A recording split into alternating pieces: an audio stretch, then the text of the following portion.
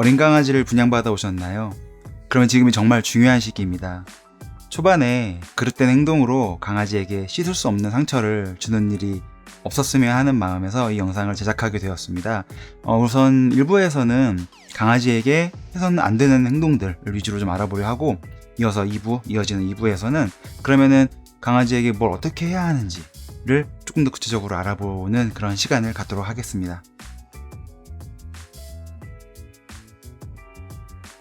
흔히 알파롤 혹은 알파홀드, 이런 좀 뭔가 있어 보이는 굉장히 거창한 용어로 불리기도 하는 이 백각이죠. 백각이 이렇게 강아지를 들고 이렇게 배를 까서 못 움직이게 하는 이 백각이는 굉장히 좀 그릇된 오래된 오해에서 생겨났어요. 매우 옳지 않은 방법이죠. 개가 상대방에게 평화적인 메시지를 전달할 때 스스로 배를 보이는 경우가 있는데, 이를 좀 확대 해석해서 그러면 우리가 개를 강제로 배를 보이게 하면 개를 복종시킬 수 있고 우리가 개보다 더 우위에 설 수 있다 라는 그런 발상에서 나온 방법이 바로 이 백각이입니다. 하지만 이 백각이는 실제로 견주와 개 사이에 그다지 바람직한 관계를 만들어주지도 않을 뿐더러 개의 기질에 따라서는 꽤나 공격적인 그런 반응을 발달시키는 경우도 있어요. 물론 백각이를 해도 아무렇지 않은 개들도 있어요. 어떤 개는 이런 종류의 이런 핸들링을 꽤나 유연하게 받아들이기도 해요. 하지만 예민하고 자기 방어 본능이 강한, 그런 기질이 좀 강한 개는 알파롤 시도에 굉장히 생명의 위협까지 느끼는 경우도 있습니다. 이렇게 생명의 위협을 느끼는 개는 잡혀있는 상황에서는 별달리 대응할 수 있는 다른 방법이 없기 때문에 공격성으로 반응할 수 있죠. 견주가 손대는 걸 거부할 수도 있고요. 그러면 견주는 요거 봐라, 내 말 안 듣네 하고 오히려 더 강하게 백가기를 시도하게 돼요. 이렇게 악순환이 시작되죠. 생각해보면 이는 애초에 우리가 쓸데없는 고집을 버리고 이런 백가기를 안 하면 해결되는 문제예요. 그러면 이렇게 반문하실 수 있어요. 이거 누가 어떤 유명한 사람이 이미 이렇게 백가기 하라고 했는데 그럼 이렇게 안 하면 걔를 어떻게 복종시키지? 이렇게 반문할 수 있거든요. 그런데 여러분, 이런 잘못된 방법을 쓰지 않아도 우리가 개를 바람직하게 다루는 방법은 널리고 널렸어요. 견주님들이야 잘 몰라서 그러실 수 있다고 쳐도 훈련사들이 이런 방법을 권하고 혹은 이 방법을 통해서만 강아지를 복종하게 하려고 한다면 그 훈련사는 아마도 잘못된 철학을 가지고 있을 가능성이 높습니다. 물론 우리는 우리 개의 신체를 만질 수 있어야 돼요. 발도 만질 수 있어야 되고 주둥이도 만질 수 있어야 되고 누운 상태에서 배도 자연스럽게 만질 수 있어야 돼요. 왜냐하면 개를 관리하는 데 필요하니까요. 하지만 강압적으로 개를 눕게 하고 막 눈싸움까지 해가면서 하는 백가기는 전혀 다른 문제예요. 자연스러운 핸들링과 이런 강압적인 백가기를 혼동하셔서는 곤란합니다. 말 나온 김에 잠깐 언급하면 이런 식의 강제적인 눈싸움을 권장하는 분들도 계세요. 걔랑 나랑 못 움직이게 하고 째려보는 필요도 없고 좋지도 않으니까 하지 않으시는 게 좋습니다. 이를 대체할 만한 좋은 교육들은 제가 차근차근 하나씩 소개해 드리겠습니다.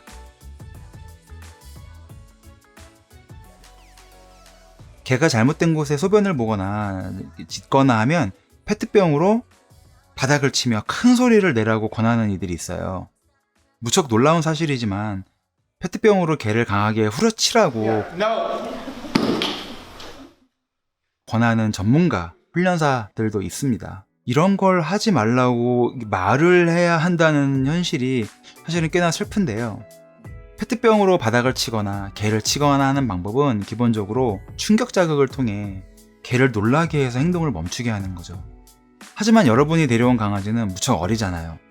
이제 막 눈뜨고 세상을 보는, 세상에 이런 곳이구나, 이런 사람이 있는 거구나, 이렇게 배워가는 그런 너무나도 어린 존재잖아요. 이런 개에게 그런 충격 요법을 쓰면 당장은 그런 행동이 멈추는 것처럼 보일 수 있어도 장기적으로 가족과 개 사이에 바람직한 관계가 형성된다고 보기 어렵습니다. 개는 견주를 불신하게 되고 두려워하게 되고, 사실 제가 지금 어린 개라고 말씀드렸지만 이건 성견도 마찬가지예요. 어린 개는 페트병으로 치면 안 되고 성견은 페트병으로 쳐도 되느냐? 안 돼요. 물론 과도한 의인화는 옳지 않다는 걸 저도 잘 알고 있어요. 하지만 2~3살짜리 사람 아이한테 이렇게 페트병이 됐든 신문지를 돌돌 마른 몽둥이가 됐든 뿅망치가 됐든 이런 걸로 충격을 줘가면서 뭘 못하게 하고, 아마 제가 그렇게 하는 모습을 보여드리면 여러분 저한테 정신 나갔다고 할 거예요. 물론 개와 어린이는 다릅니다. 하지만 말이 통하지 않는다는 점에서는 공통점이 있어요. 새로운 환경에 온 강아지에게는 물론 혼자만의 시간이 필요할 수 있죠. 그래서 어느 정도 제한된 공간에 틀 수 있어요. 하지만 분양샵에서 일반적으로 권하는 좁은 울타리는 그런 공간과는 거리가 멉니다. 많은 분들이 좁디 좁은 울타리에 쿠션과 매번 패드, 물그릇만 두고 그냥 개를 거기 방치해요. 하루 종일. 크게 두 가지 이유인데요. 첫째, 방금 말씀드렸던 혼자만의 공간. 둘째, 대소변 교육, 배변 교육. 하지만 이런 방식은 출입의 자유 없이 그냥 무의미하게 가둬놓는 것뿐이지 자기만의 공간을 인식시키는 게 아니에요. 또한 대소변 교육 역시 이런 방법으로는 되지 않습니다. 개는 자기 공간과 배변 공간을 구분짓고 싶어 하는 동물이기 때문에 이렇게 좁은 곳에 가둬두면 내 공간과 배변 공간을 인식하지 못해요. 그렇기 때문에 대소변 교육에 훨씬 더 많은 시간이 소요되고 효율도 무척 떨어집니다. 어린 강아지 대소변 교육에 대해서는 제가 최근에 만든 영상을 링크 달아드릴 테니까 한번 참고해보세요. 그렇다고 해서 제가 강아지에게 강아지만의 공간을 주지 말라고 말씀드리는 게 아니에요. 공간을 주되 크레이트가 됐든 쿠션이 됐든 뭐가 됐든 일단 출입이 자유로워야 됩니다. 출입이 자유롭지 않은 공간은 내 공간, 감옥이지 내 공간이 아니에요. 내 방이 아니에요. 물론 집이 너무 넓어서 강아지가 헤매고 다닐까봐 걱정되실 수는 있는데 그런 경우에는 처음에는 조금 좁게 공간을 만들어 주시더라도 점차 넓혀주시면 돼요. 물론 우리는 개를 만지고 싶어요. 너무너무 사랑스러우니까요. 특히 어린 강아지를 이렇게 분양해 받아와서 집에 두면 너무 귀엽고 예쁘고 사랑스럽잖아요. 안 만질 수가 없어요. 저도 엄청 많이 해요. 하지만 일반적으로 말씀드리자면 사실 우리는 개를 너무 많이 만져요. 가만히 있을 때도 만지고 밥 먹을 때도 만지고 잘 때도 만져요. 이렇게 과한 터치는 사실 개에게, 특히 어린 개에게 스트레스를 줄 수 있죠.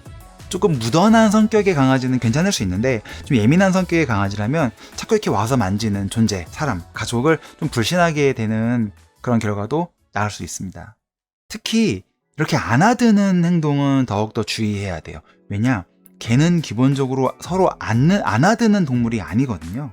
계속 반복적으로 말씀드린 것 같은데 무던한 강아지는 괜찮을 수 있지만 조금이라도 성격이 예민하거나 한 그런 강아지라면 이렇게 안아드는 행동을 반복했을 때 내 발이 바닥에서 떨어지잖아요. 그러면은 그 순간 좀 많이 불안정해져요, 강아지가.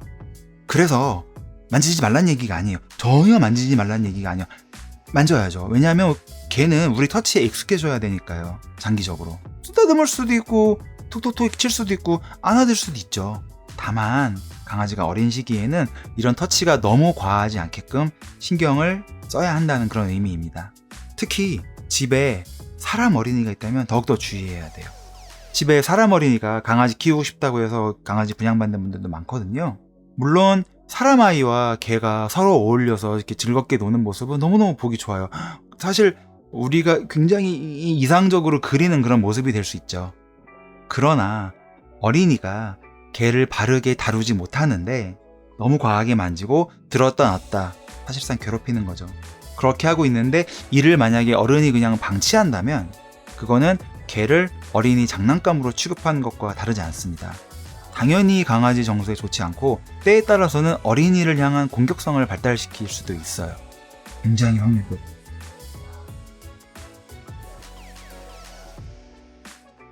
강아지를 데려오면 가르치고 싶은 게 정말 많죠. 배변 교육도 해야 하고 앉아도 가르쳐야 하고 기다려도 해야 하고 눈, 코, 입, 돌아, 뱉어, 메롱, 기타 등등 인터넷에 나오는 거는 다 해보고 싶어요. 야바위도 해보고 싶고 선풍기도 켜게 해보고 싶고 아빠떼로도 가르치고 싶습니다. 하지만 여러분이 데려온 강아지는 이제 태어난 지 한 달, 길어야 2달밖에 되지 않은 매우 어린 강아지예요. 아직 천지분간도 못하는 데다 환경이 바뀌어서 정서도 불안정해요. 이런 강아지에게는 무엇보다 안정이 우선이고 교육은 나중입니다. 뭔가를 가르치더라도 강아지가 따라올 수 있게 하나씩 천천히 해야지 막 가르치고 싶은 개인기가 많다고 나만 막 마음이 급해가지고 막 이렇게 달리면 강아지가 따라올 수 없어요. 그러니까 우선은 집에 적응하고 편안한 정서를 가질 수 있게 배려해 주세요. 지금까지 1부에서는 어린 강아지를 데려와서 주의할 점을 간단히 알아보았습니다. 2부에서는 그럼 우리 강아지한테 무엇을 해주어야 하는지를 또 간단히 알아볼게요. 이 영상이 많은 분들께 도움이 되었으면 좋겠습니다. 시청해주셔서 감사합니다. 푸드랠리 블로그의 임태현이었습니다.